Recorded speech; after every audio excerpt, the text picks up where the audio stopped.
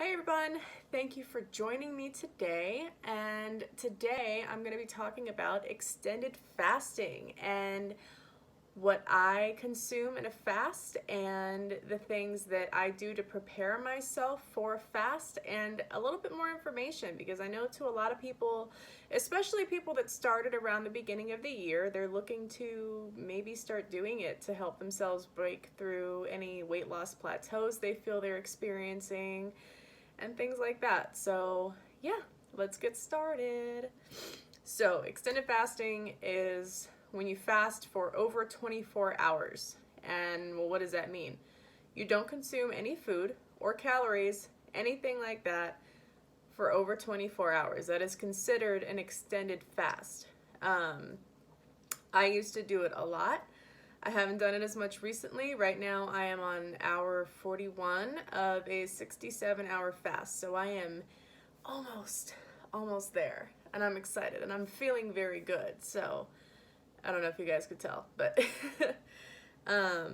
so with fasting, most people incorporate fasting with keto, and the combination of the two together really gives people a boost when it comes to weight loss, and it's something that I think is very healthy for us to do. The most popular type of fasting is to do a 16-8, and what that means is you have a 16-hour fasting window, and then you have an 8-hour eating window. And so, okay, well, how do I do that? Okay, so you have your last meal, you're done eating at 8 p.m., okay? You don't eat again until 12 p.m. the next day. And in that time, you're sleeping, you're waking up, you're going to bed, everything, you're getting to work or whatever it is that you do. You have all these things happening between that time. And then at 12 o'clock, 12 noon the next day, you break your fast and you have your first meal. And for a lot of people, that's very sustainable. So yeah, at 12 o'clock, you break your fast, and then at 8 o'clock, you stop eating, and that's it. And normally, most people, they'll do 2 meals within that time, and that seems to work really well for people. I'll do that, or I'll do 1 meal a day, which means that for me, normally, I would fast for 22 hours, and then I would give myself a 2-hour eating window, because it's hard to sit and eat a lot of food all at once, so I'll break it up into a period of 2 hours. And normally that works out for some people. For me, with my job schedule, that works out really well. So, yeah. Anyway, so when you go into an extended fast, electrolytes are super important. Like, your body runs on electrolytes. And when you're on a ketogenic diet, your body is constantly flushing them out. So you have to constantly replace them. The most important ones, the most basic ones that you need are potassium, magnesium, and sodium. Okay? Those are like the major 3. You can get calcium too, but you can get calcium through other ways. But for me, I'm showing y'all what I do. This is what I do. Okay? So, first thing in the morning. This is called no salt. I mix this in a little bit of water. Okay? Now what this is it's a sodium replacer. Okay? The ingredient is potassium. Okay? Potassium, like I said, it's one of the major 3 electrolytes that we need. And so I'll dissolve this in a little bit of water and I'll down it. And that gives me my boost of potassium in the morning. And then as I need it throughout the day, I'll take some. I'll just mix it in a little water and just down it. It's a little salty. Yeah, you could mix it with maybe some Crystal Light if you want, but I say just go for it. So yeah, this is what I'm talking about. Whenever I tell you guys about no salt, this is it. And I bought this in June last year, and it's only like halfway gone. So it was like $2 at Walmart, I want to say. It's cheap, and it's going to last you a long time. Then pink salt.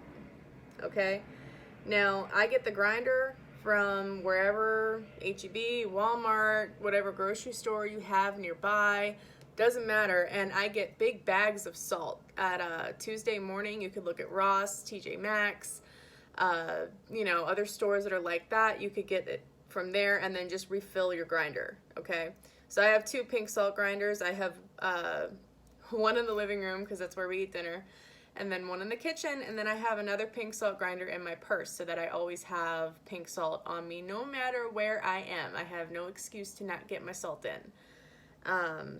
But the thing about pink salt is that it's got a lot of the minerals that you need. It's got potassium, it's got magnesium in it, trace amounts, so it's not going to be as potent as, say, taking the no salt. But this is fantastic, and it tastes way better than any of that iodized salt stuff. So I really strongly encourage you guys to switch to pink salt if you're not already doing it. Then another thing I take is magnesium. I didn't bring the magnesium bottle out here, which I probably should have, but it's fine. I take magnesium citrate, and I take anywhere from 400 to 800 milligrams at night. Now, the reason I do it at night is because I'll get leg cramps really bad, and that is a sign of needing magnesium. So I take that at night, it cures my leg cramps, and then I'm good to go. Then, so after that, what else can we have, right? That's probably what you're thinking. I know that's what I was thinking when I was first, researching about it. So one of the things that I love is pickle juice. Not the actual pickles, but the pickle juice. You can have this. And you know what? Sometimes if I'm in the middle of an extended fast and I come home from work and I'm like, oh, I just need something, I'll go and I literally will sit there and just drink the pickle juice. And I'll feel better and it's okay, Like the ingredients on this, it's got a little bit of vinegar, so it gives you something a little bit tart, and it's got salt and just all the good things that you need. So, another thing that I do that I don't know if everyone else does is Powerade Zero, okay? So, this is kind of iffy in the keto community. I've been doing this since day one. If there is no Powerade Zero in my house, it is a problem. You can ask my husband. He will tell you it's a problem if we don't have Powerade Zero. So, the Powerade Zero, it's got potassium and magnesium, and it's got that nice like salty kind of taste, so when you drink it, it just helps to kind of bring you back to life. And could I do without it? Sure.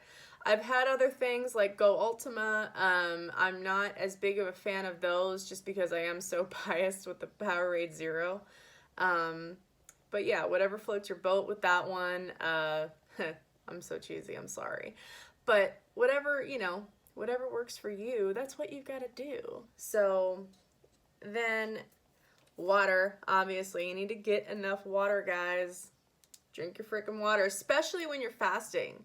Like, on a normal day, I'm not a really big drinker, but not like alcoholic drinker, but like water drinker. But when I'm fasting, I have a bottle of water next to me all the time because you need it. And then, this one might be the most controversial. I don't know. But you know what? I do what works for me. Pepsi, Diet Pepsi, Diet Coke, Coke Zero, any of those, any of the diet sodas, any of the Zevias, anything like that. I really like using them. I think that they help. And it gives me something to look forward to, because that's a big thing with the fasting. If you're not eating, if you're a food lover like I am, if you don't have anything to look forward to, then it kind of makes it harder on your mind to, really get through the fast. And that's the biggest thing of it, is you have to get it through your mind. So if I tell myself, I'm like, okay, I can have a soda, then I have that to look forward to, and I'm good. I feel better knowing that I have that to look forward to. But yeah, so those are all the things that I have when I'm fasting. As far as my supplements go, I don't take anything that has any fish oil in it, any capsules that are oil-based. I don't take them because that will technically break a fast. And yeah, so 3 pieces of advice for going into an extended fast. You got to pick a time to do it. I recommend not doing it on a weekend. If you can do it on a weekend, go ahead. If you work on the weekend, whatever, and if it's easier for you to get through it on the weekend, do it. I can't do it on the weekends because we have too many things going on, too many gatherings going on. It doesn't work for me. So I usually pick some time during the week. You got to stick to it. So when you decide that you're going to do it and you're doing it, you need to stick to it, okay? Like, because if you then constantly tell yourself that, you know, oh, okay, well, I'll just break it now and blah, blah, blah. But if extended fasting is something you really want to do, you want to give yourself a solid chance. So especially when you first like want to start doing it, you need to stick to it. And then you're really going to know, okay, is this for me or is this not for me, you know? And then number 3, if you just can't do it, like if you've tried it and you feel like crap or, you know, whatever it is, that is okay. There is no shame in saying, I cannot make it through this fast. I have had a handful of fasts where I go to start it, I have full intentions of going to 60 plus hours, and then I have to break it at around 30 something hours because I just can't do it. And it is okay. Don't ever beat yourself up for it. Don't get upset. Don't get discouraged. Just say, okay, well, if I want to try it again, I'm going to try it again. And there you go. And that's what you do. I want to know if any of you have done extended fasting. What is the longest you have gone? What is your experience with it?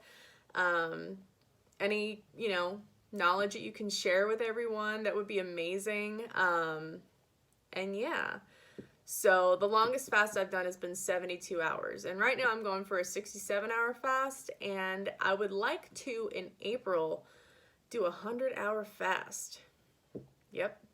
So I'll be keeping you guys tuned in for that one. But anyway, thank you so much for watching. I love you guys so much. And yeah.